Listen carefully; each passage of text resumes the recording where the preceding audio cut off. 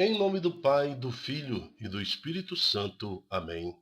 Reflexão do dia, dia 12 de março de 2023, terceiro domingo da Quaresma, cor litúrgica roxo. Santo do dia, São Luís Orione, ele que propagou a frase fazer o bem a todos, o mal nunca, a ninguém. Dedicou-se à educação daqueles, principalmente jovens, que eram desprezados pelo Estado, pelos governantes. Ele que andava pelas ruas coletando esses rapazes e moças para educá-los.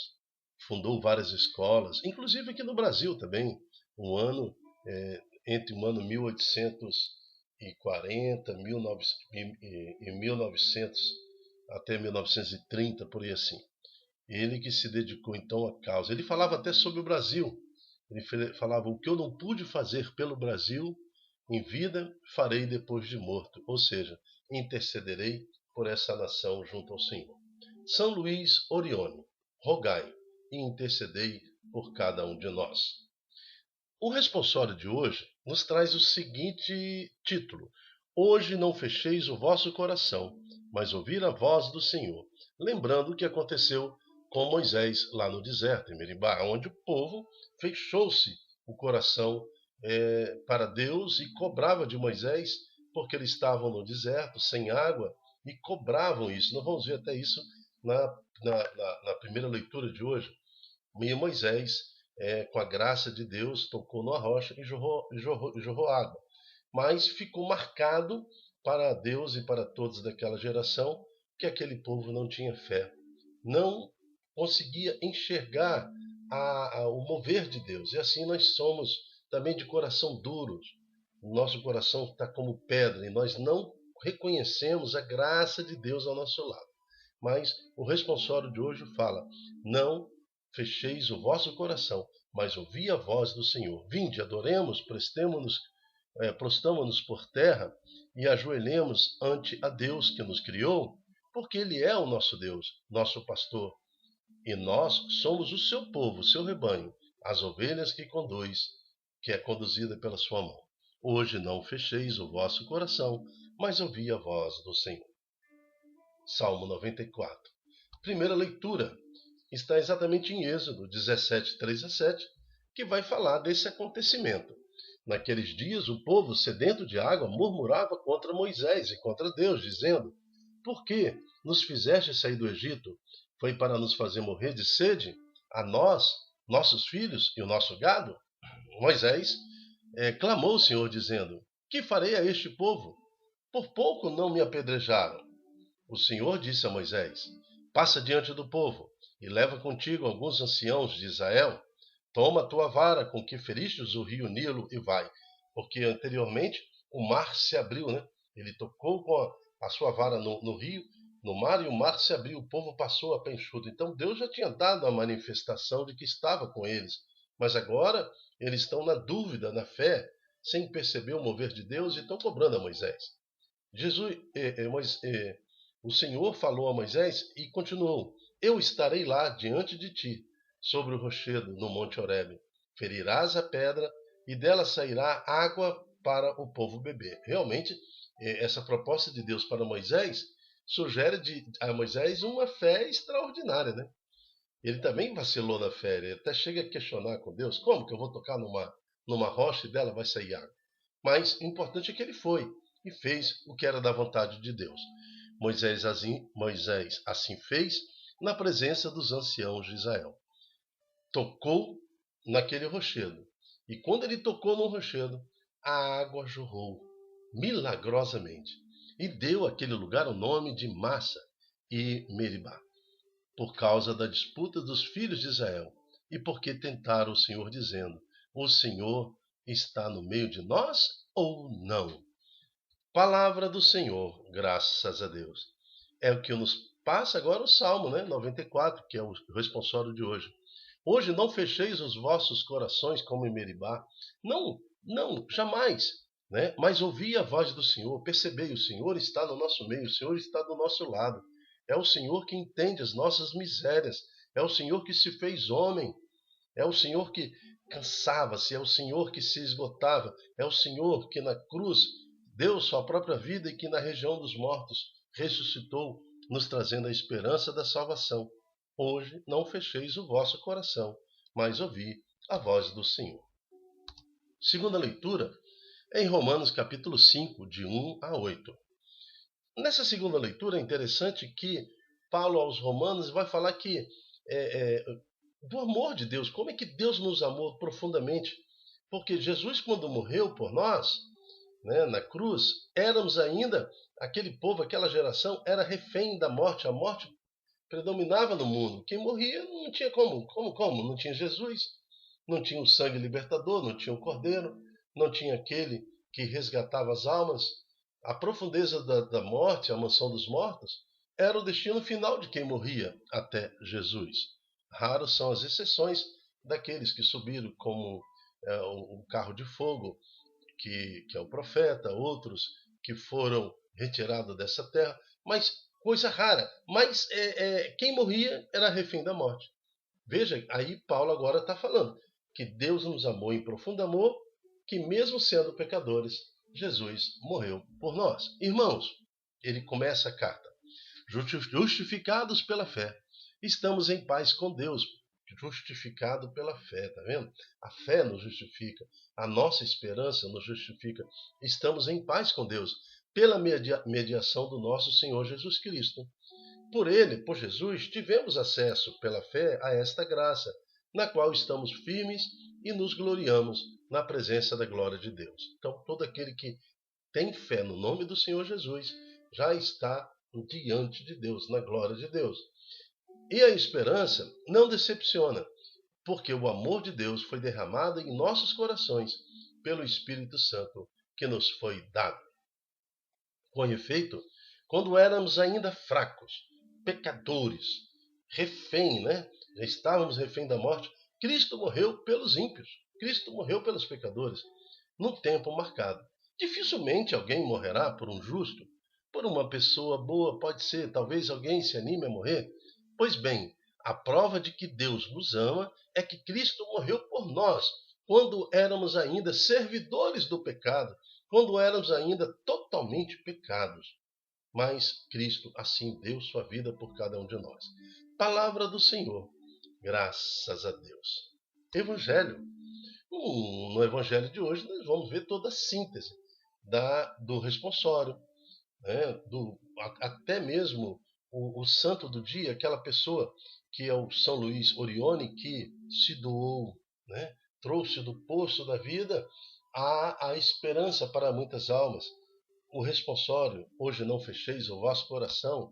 A primeira leitura está contida no Evangelho de hoje, que falou dessa experiência de fé vivida por Moisés e seu povo, que é não fecheis o vosso coração, e também o que nos fala na carta de Paulo aos Romanos sobre a esperança da fé.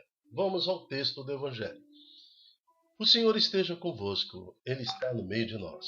Proclamação do Evangelho de Jesus Cristo segundo João. Glória a vós, Senhor.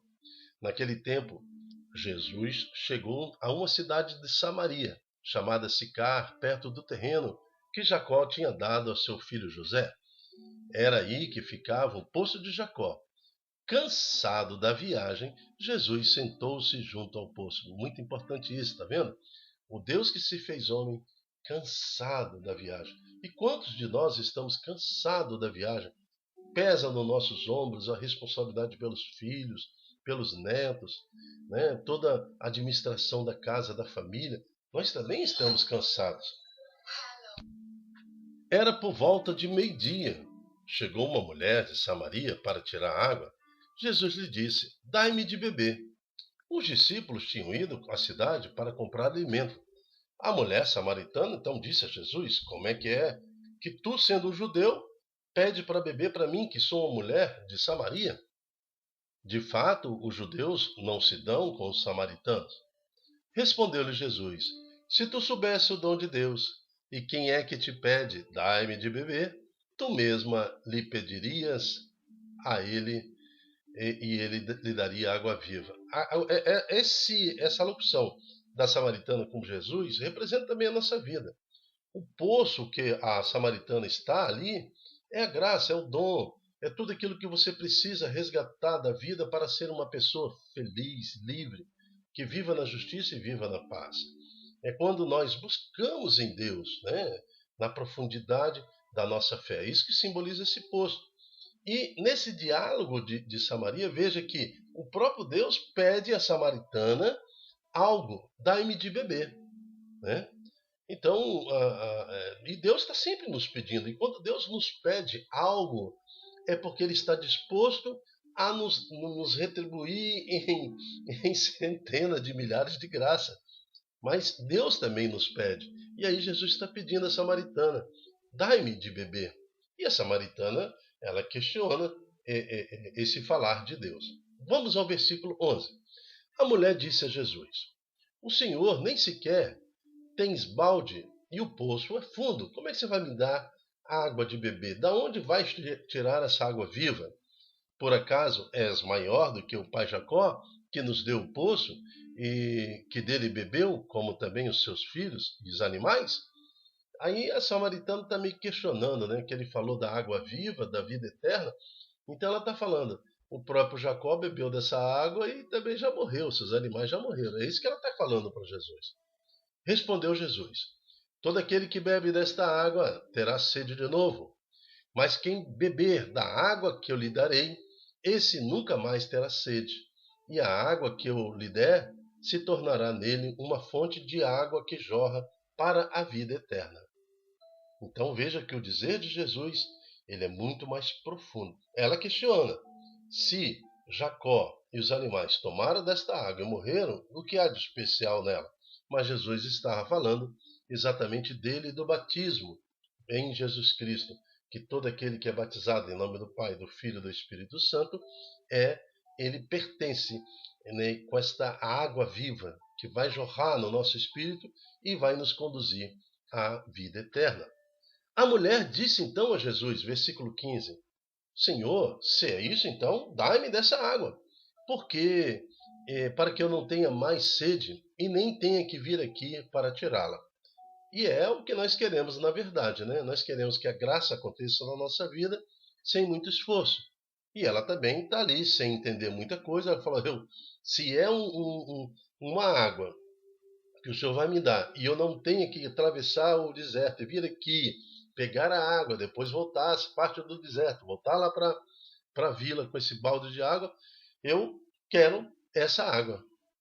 Senhor, vejo em seguida, há um silêncio entre os dois, e ela reflete na proposta de Jesus. Em seguida, o Espírito lhe toca o coração e ela fala, Senhor, vejo que és um profeta. Nossos pais adoraram neste monte, mas vós dizeis que em Jerusalém é que se deve adorar. Existia essa confusão entre os samaritanos. Disse-lhe Jesus, acredite-me, mulher, está chegando a hora em que nem neste monte e nem em Jerusalém adorareis o Pai. Vós adorais o que não conheceis. Nós adoramos o que conhecemos, pois a salvação vem dos judeus. Mas está chegando a hora, e a hora já chegou, a hora é essa, em que os verdadeiros adoradores adorarão o Pai em espírito e verdade.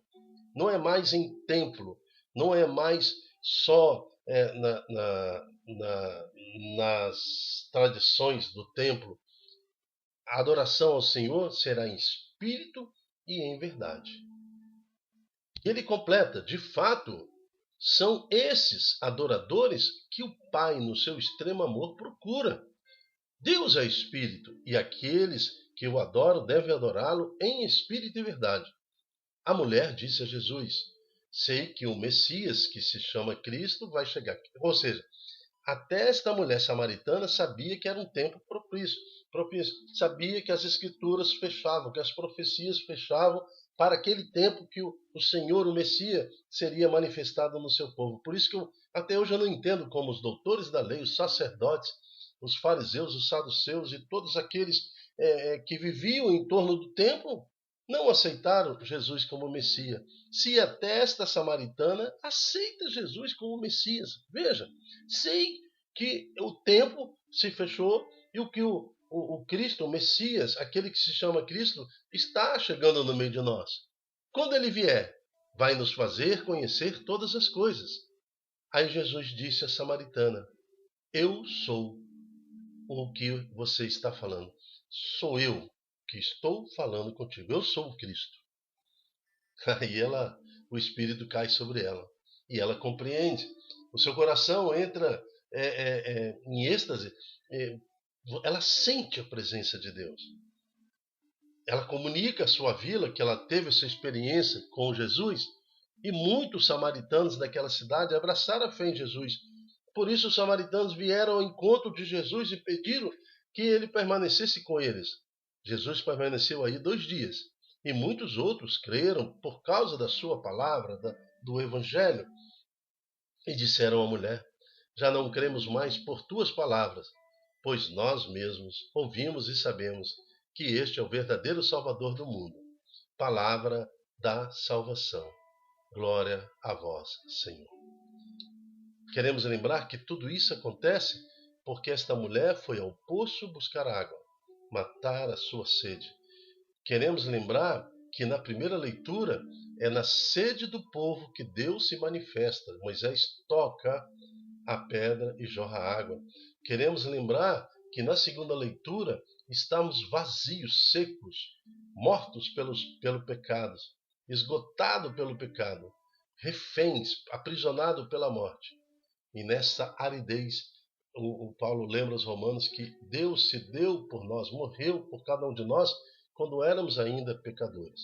E queremos louvar a Deus pela vida e pela história de São Luís Orione, que em meio à aridez, em meio ao poço vazio de esperanças, ele com sua graça e o poder de Deus que Deus lhe deu em Jesus Cristo, resgatou muitas crianças, né, de um futuro realmente amargo, trazendo-lhes a esperança pela fé em Jesus Cristo, dando-lhes educação, alimento e assistência.